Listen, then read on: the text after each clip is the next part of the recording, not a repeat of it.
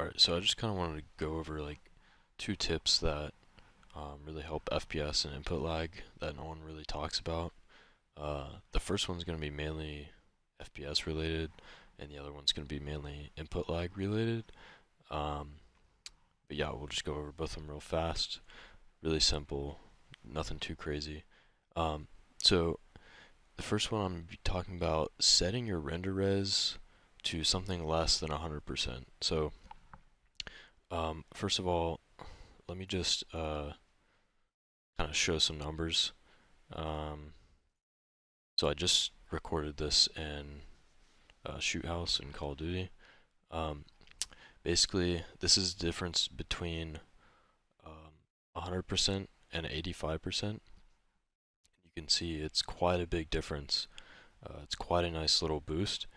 And the reason why this is better than setting, so for example, let's say I set the render res to like 60 something, and 60% or whatever of 1080p is 720p. Um, First of all, the monitor or GPU is going to have to scale that res. So if you're not using your native res, something needs to scale that res to your monitor's size.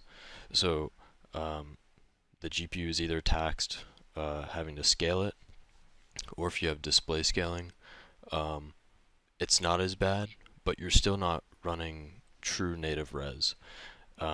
So your HUD is going to be in a lower quality, along with obviously the textures.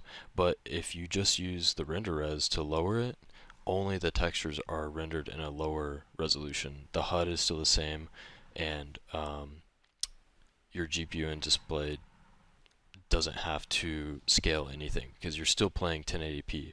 Just the textures in the game is not being rendered in 1080p. So you can see just by dropping it to 85%, we get quite a nice boost in FPS.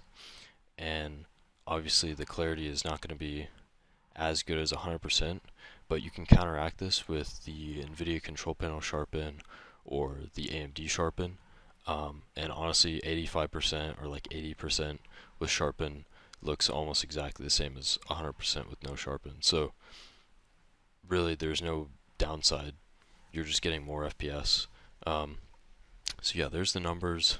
Here's what I do in the control panel to get everything set up correctly.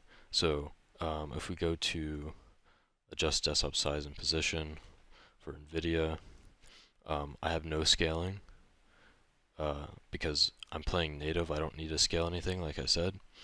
And then here, I just have the sharpen right now. Conveniently, I also have it at 85%. It just seems to look the best. Obviously, you can mess around with this. Film grain I don't touch. It doesn't really do anything. I can't tell a difference, so I just leave it like that. Um, so yeah, that's the first tip. Alright, so my next tip is going to be capping your FPS to double your monitor's refresh rate. So for example, if you had a 144 hertz monitor, you would cap your game at 288. Obviously, if you can achieve those frames. And here's the reason why. So your monitor's refreshing from top to bottom, and if you have double the FPS as the refresh rate, you can fit 2 frames in one refresh cycle, thus lowering input lag because you're literally seeing double the amount of information in one refresh. And so we can actually see um, like evidence of this. I couldn't find like a good like a really good chart, but this will do. So basically, if we look down here, we have 240 FPS at 240 hertz, and we can look at the average input lag. We have, 31.2 whatever. So, and then we have 300 FPS at 240 hertz. So we can see the average input lag is lower, but for some reason the max that they recorded is higher, and that's because um, 300 FPS is not quite double 240. So sometimes when they've recorded the with the LDAT, basically a partial frame was being shown, and so basically what happens is the frames aren't lining up with the refresh cycle, and you get some wonky stuff going on. And this will happen if FPS is also lower than the refresh rate. So that's where G-Sync comes in and all that. But um, actually, Optimum Tech kind of made a video on this. So he made this video about a year ago talking about whatever, and I commented this about having double the refresh rate um, is important. And interesting enough, a couple months later, he actually talks about this exactly, basically what I said in this comment um, about partial frames being shown here.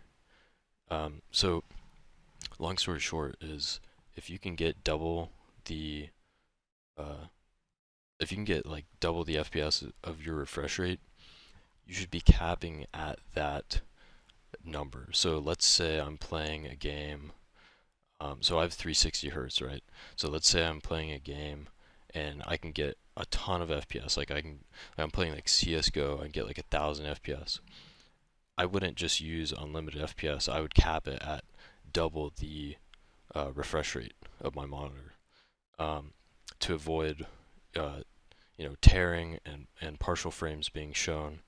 Um, but then I would be lowering input lag because I have 2 frames in one refresh cycle. So that's something to think about with your setup. And yeah.